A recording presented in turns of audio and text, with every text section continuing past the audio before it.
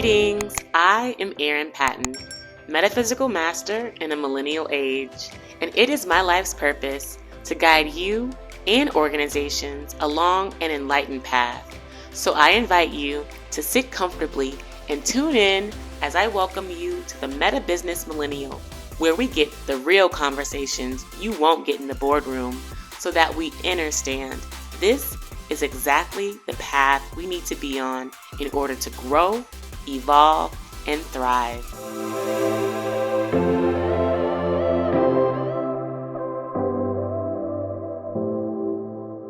Greetings, I am Erin Patten, also known as Master L, and welcome to the Metabusiness Millennial Podcast.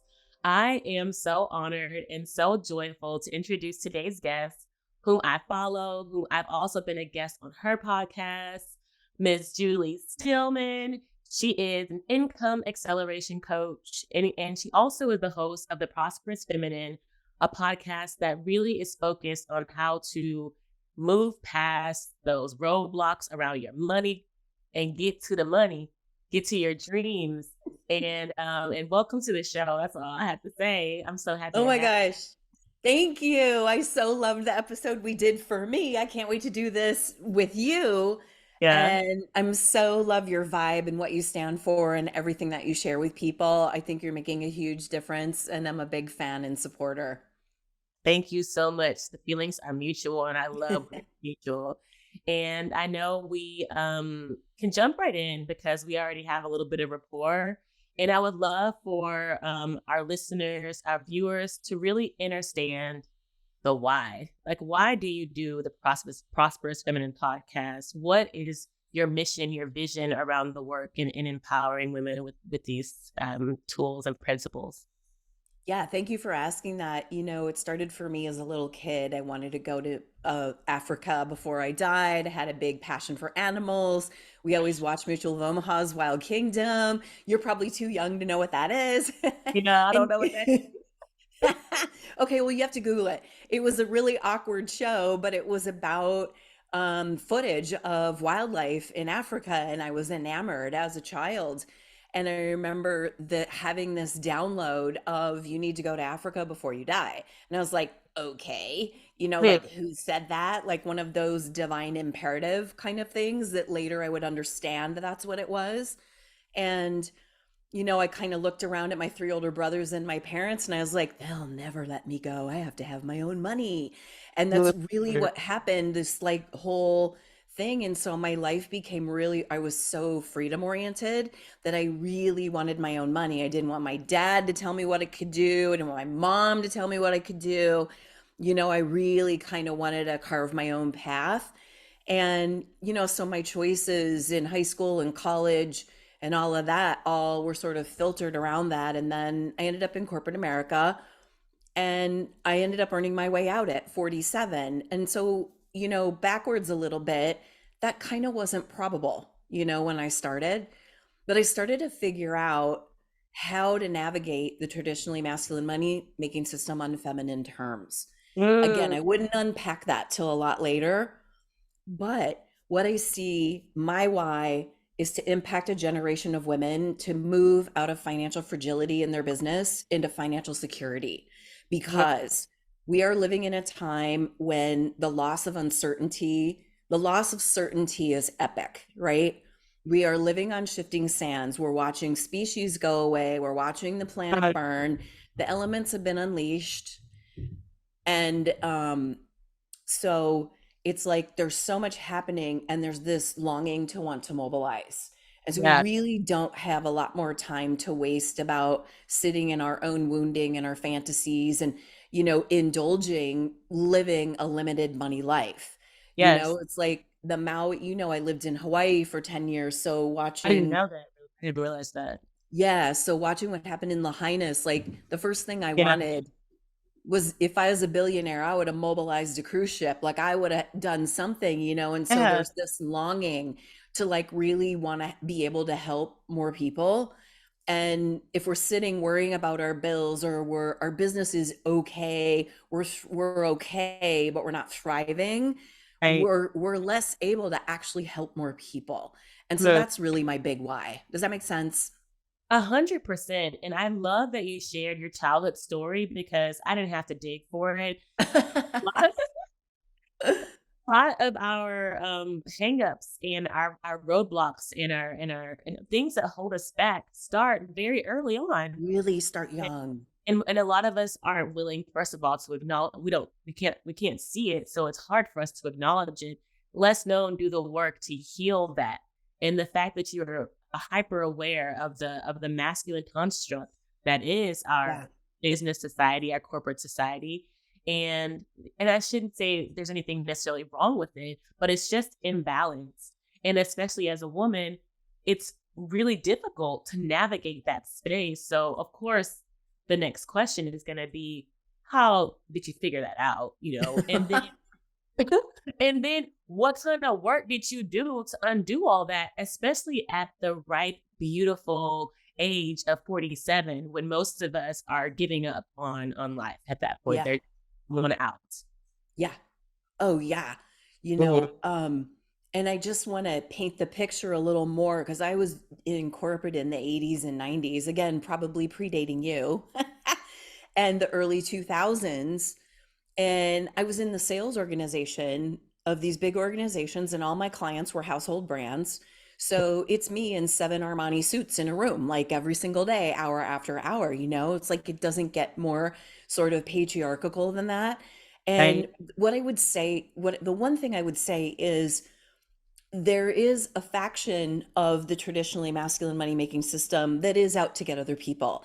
There Yeah. is a faction of that are just doing the best they can and following the rules they were given, right? So Right. just let's be a little fair. Right. And we can't use that as an excuse because then we're colluding with it. Yeah. And for me, what it became about was like my filter was I need to get to Africa before I die. And again, at that age, I didn't really get why that was so strong of an impulse. Yeah. So when I was in corporate in sales, the guys are like, women aren't good at sales. They leave money on the table. We're not gonna train you. You're gonna have a baby and leave anyway. All those kinds of things. And I realized that if I bought into all the stuff they were telling me, I was never gonna get to where I wanted to go. Like they directly competed with Well, my goal. And yeah. I'll be honest with you, I was being really divinely guided about how to navigate it. And I later learned, which is why I have a leopard up here. I noticed that when you said you Like, love the animals, I was like, of course she has of that. course, because I'm also a wildlife photographer. But what what I can tell you now, looking back, is that I was working with animal energy. I was working with animal wisdom. Yes. Like my instincts started kicking in. I was like, it's a particular habitat. There's a particular ecosystem here. There's Well, of their rules of the game. But and I tried it the bro way for a while and course. failed miserably. Miserable. Like I like would leave meetings and would like purge or would have massive migraines and Yeah. the whole thing. And one day I was in a meeting with Mazda. We were working on a big deal and an exclusive. I'd done everything the bro way. I'd followed all the rules, checked the list. And I walked into the meeting and they said, we're not going to use you at all. We're going with someone else and we're giving them all the money. True. And my manager, of course, was waiting for me to call him after this meeting to tell him we'd won multiple millions of dollars in advertising revenue. That's not the phone call I had to make. I ended Yeah. up, and I lived in LA at the time, so I was stuck on the 405 freeway, which anybody knows, right? You know the pain of that on a Friday afternoon is a really bad idea. You might as well just pitch a tent because you're going to be there till Saturday morning.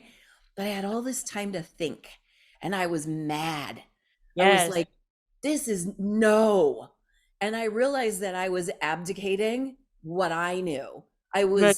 That I had instincts about the client and what they needed, and that there was a inner attunement that was wiser than sort of what the rules of the game were. And Yeah. I had just like, I was angry. And then I finally reached a point where I was like, I actually have something to say. And if the client knew what I knew, they would buy. That was my mantra. And I've remembered it to this day. And I shifted gears in that moment. And what did I do there is I actually took my sovereignty, I took my autonomy. I came into a mindset that no one owns me and they don't own my talents, right? And so all of a sudden, navigating, there was a way to play the game, like leopards move through a habitat and they know when to be in the open, when not to be in the open, and when to strike. They know how to pinpoint and assess. And somehow I had a natural ability to do that. I think it's because I was my father's daughter and my dad was super strategic and he Yeah. always taught us to think, Mhm. and so I knew how to kind of logic through things. Anyway, like that's the thing. And I would, to your listeners say, especially as women, money has been a hostile environment, right?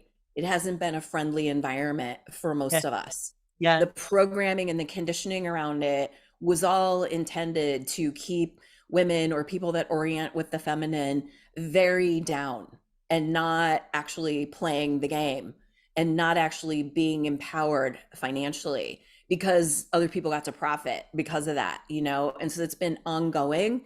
So we're in a culture that even today, with the feminine rising, the women that I see and work with, there's still a big insecurity and a lack of stabilization in their businesses because of all these impositions and conditioning. And one of the core mindsets is they feel like someone owns them. And so they're beholden to other. Does that make sense? Yes, it makes sense. Okay, let's unpack I this know a that was little a lot. because one thing that deeply resonated with me was the fact that you were sitting in traffic. First of all, this happened to me just 2 days ago, and you really want to like beat beat beat the what I'm saying, the steering Oh, yeah, wheel. you want to throw things. You want to so like you're in this state of rage in a sense, but of course the rage is not directed towards anyone but yourself. And Yeah. so you're looking at yourself because you've betrayed yourself. You haven't Yes. been honest with yourself. You knew Yes. better, but yet you still chose a different path. Yeah. And first of all, that in and of itself should be celebrated. And I know there's someone out there that's having this experience, Yeah. has had experience that needs to understand that's a beautiful place to start. That's a beautiful place to be, to really start to see your truth, start to know your truth and walk in your truth and say, this will never fucking happen again. That's How I right. feel right now. So I want to acknowledge that because that is a beautiful awakening moment for so many people, especially what you went through. Yeah. Then the second point that really resonates with me, and I'm sure our listeners, because this is a sour point for men and for women, that money has been weaponized. Money has Absolutely. been weaponized in this prison matrix to keep us controlled, Yeah. suppressed, divided, and fighting and competing amongst each other, Yes. especially in business. Yeah. Especially in business. Why would we call ourselves competitors? Why would we compete for a pie that is infinite? An infinite amount of resources and money available to us, yet we're competing for why? Right. And this is really the point that I want to drive home for a lot of our listeners, for a lot of our viewers, that we must start developing a different relationship with wealth and money, because wealth is not just money. Wealth is the peace we have inside. So we're not sitting in a car ready to kill ourselves or someone around us, which absolutely does happen. Yeah. Crazy. For sure. And we're having the wealth of experiences with our families. So we're not working so damn hard that we don't even get to know our kids and our spouses. Yeah. Okay. And then there's a wealth in our experience with ourselves that we Hmm. miss out on because we're too busy pleasing other people. This extends far beyond money. I understand that wealth for many people, they don't really start to see this holistic view of wealth. So that's why I'm so grateful that you brought up this idea and this construct of money being used as a weapon, especially for women, but we all know for everybody.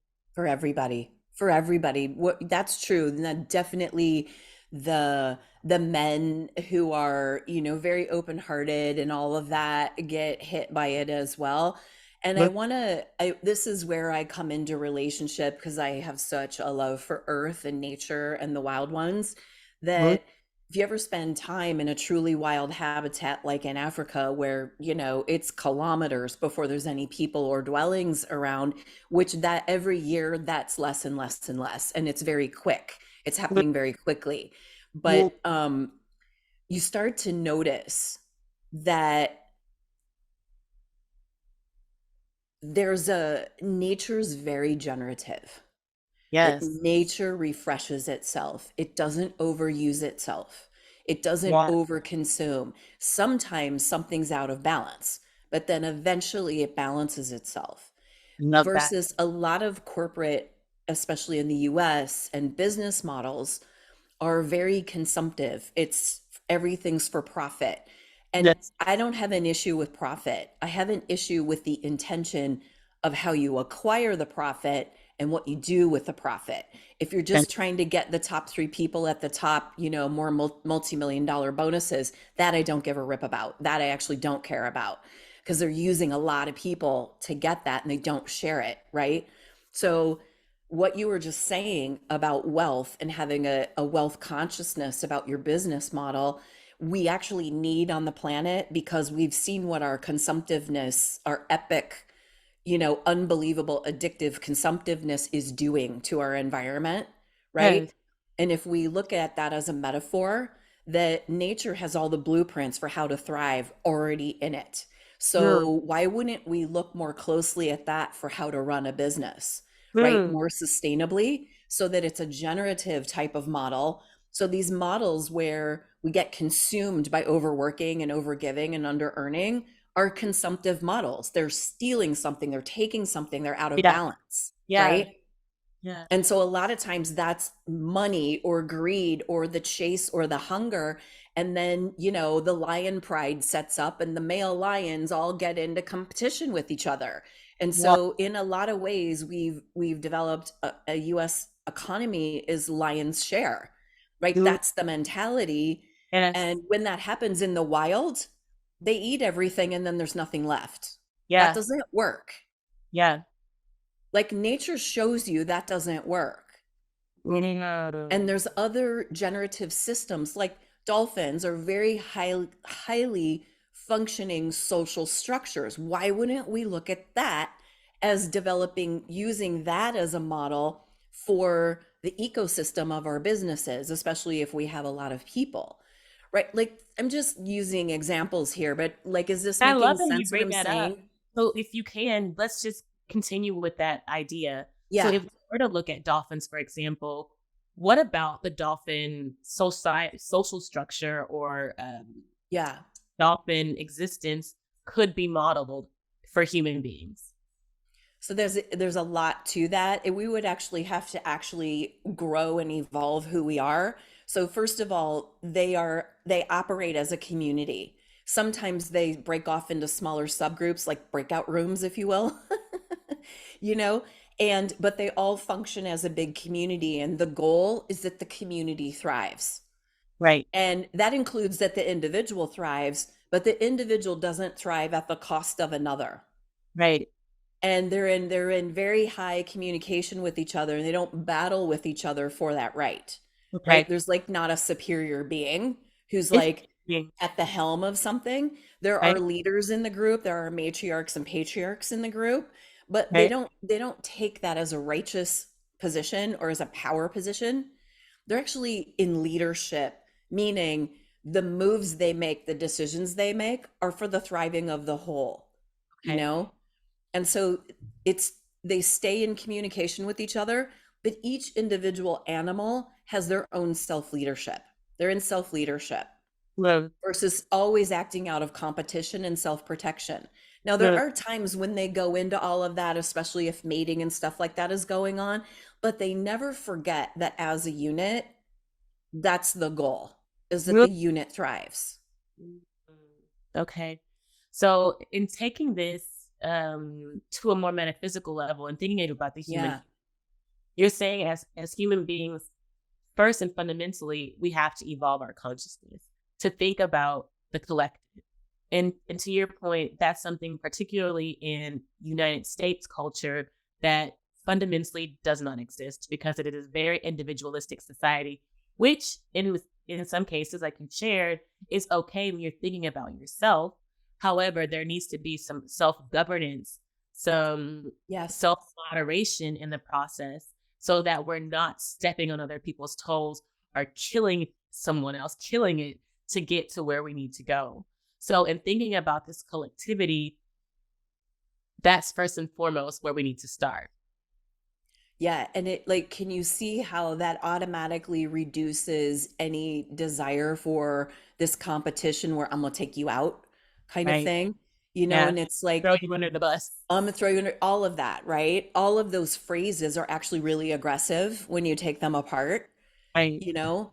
I'm coming for you. Yes. I'm gonna throw you under the bus. Any of those kinds of things are actually really aggressive Making comments. it to the top. Things Making like, it to the top. I'm going to be number one, which is yeah. exclusive. It's an exclusive Uh, statement.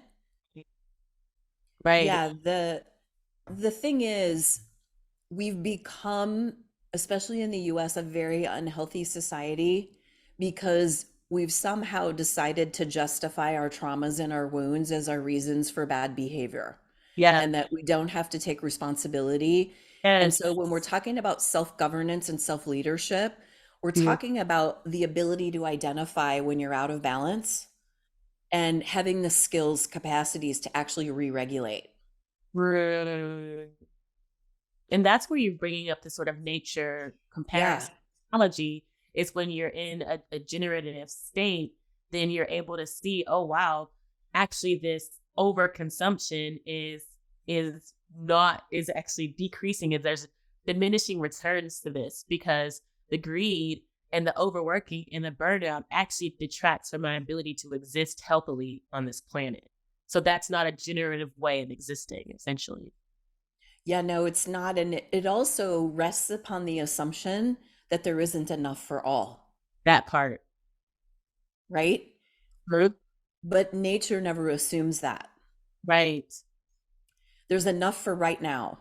Good. There's enough for the next couple of days. I'm not Good. saying that we should run our business paycheck to paycheck, but I'm saying that there's a moderation in there. There's a we need to go more for sustainability than for more, exclusively more.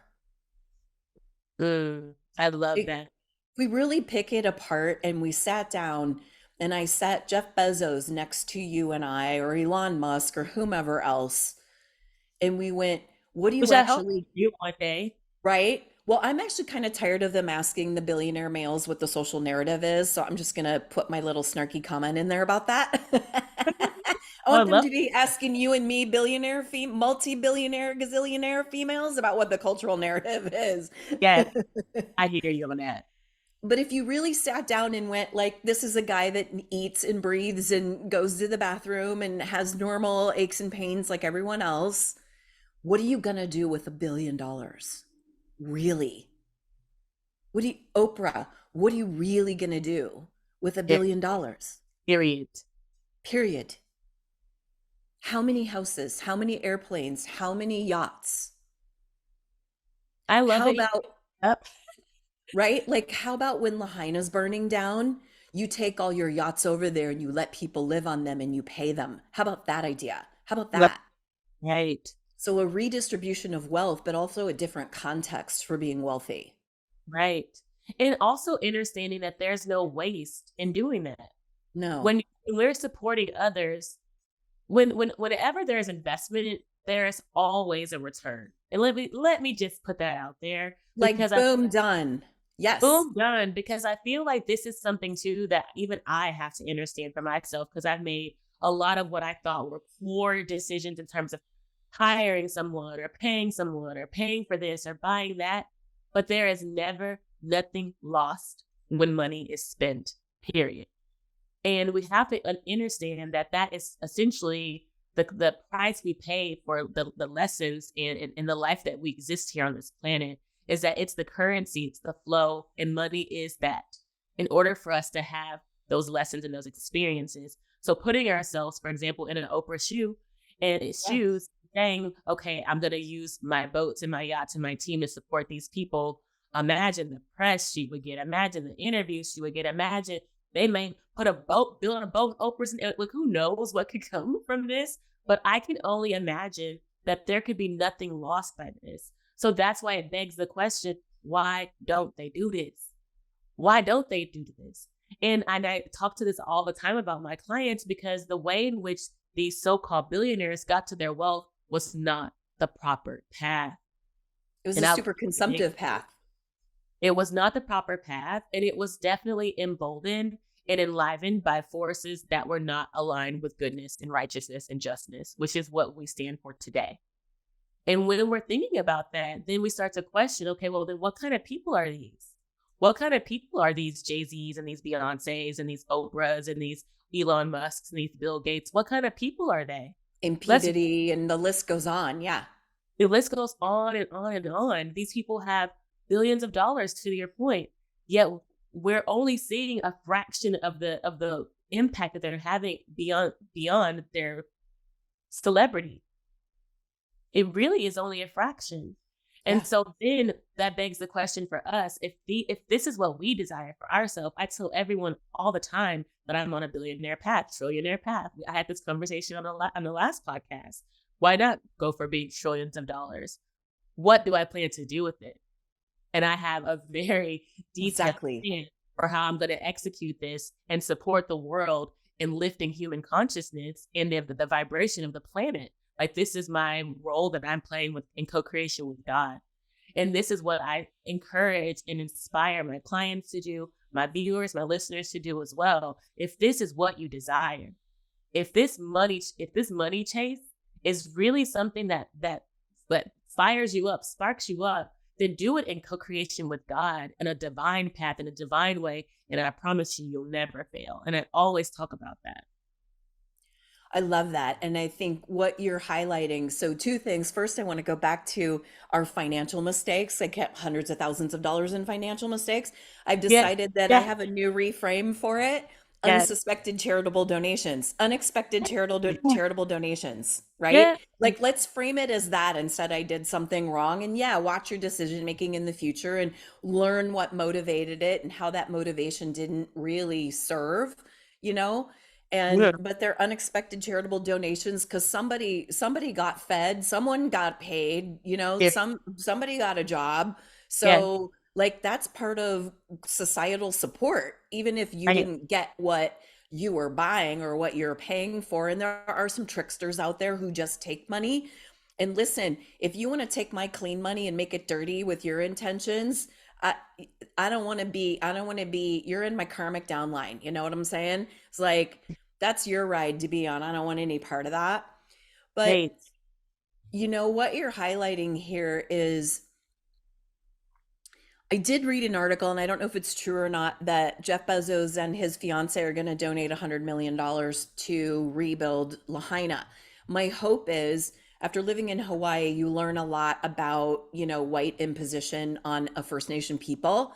And what I would say is that I hope that the people that have aloha in their heart actually get to make those decisions. Oh. Just that's what I just want to say about that. You know what I'm saying? And yes. Eyelids on that part. Yeah. Yeah. But this whole thing about money is, people really misunderstand it, that it is energetic, metaphysical, but it's also physical. Yes. And so people tend to really work either on the very physical side, like all the examples we've been giving, which is very, very physical, very, very consumptive. Yeah. And or they work on all the metaphysical side. Well, I'm going to sit in my chair and manifest. And some of that can be a lot of spiritual bypassing. The Yeah. secret is to actually do both. That At the same. if you're aligned in your spiritual connection, your soul's knowing, what I call wild instinct, the animals don't walk around wondering who they are. A Right. leopardess doesn't walk through her habitat going, is my butt too big and will I find a man? Like, there's none of that going on, because she's fully realized soul. She never questions her entelechy or her knowing. And a big piece of this is, metaphysically, you want to be in your knowing, but then you want to act on the physical world reality from that knowing.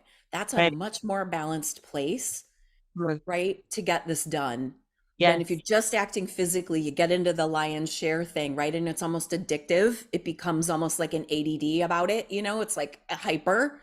And you can actually see, people all amped up and worried about, it's like the guys on Wall Street, like, they're like this, and that's the environment, that's the ecosystem that they're in. There's also an adaptive mindset to that, but it assumes there isn't enough for everybody. It's Mm. like, what are you going to do with $1 billion? Like, really break it down. What are you going to actually do? You just want the money? You just want the net worth? You want to bump chests with someone else? Or do you want to take that money and actually help humanity in ways that it's needed? Help the Well, planet in ways that it's needed? When I'm a billionaire, I'm buying land, I'm putting it in trusts. They're going to be 3,000-year trusts. You can't touch it. It's going into conservancies, no development, no fences, wild space, and no humans. Like that's one of my visions. I have many, but that would be the first thing that I would do. I love And let that. critically endangered species and watersheds and things that have been rerouted or affected or impacted or dried up actually come back. Like, Mm. let the land do its own thing. Yes, I love that. And I love especially that we've had this conversation around nature because Yeah. okay, I'm a city girl. And I just recently, for many of my viewers and listeners may know this, I recently acquired 12 acres of property last year to build a corporate healing space. It's called, Oh, and I don't think you knew about this. really? I didn't know that. Oh Yeah. my gosh. Now I'm really fanning on you. Yes, yes. So it'll be live in 2025, but the vision is just that, to utilize and work with nature to bring about the healing that will enable us to do better in the world, period, I as love it. executives, as leaders, as visionaries, and of course, as human beings. And for me, I have very, like, this is me I'm being completely transparent, walking on my land today. I'm like, walking through spider webs, screaming and like flailing my arms because I have been so disconnected from nature. I really have lost that appreciation and Yeah. connectivity.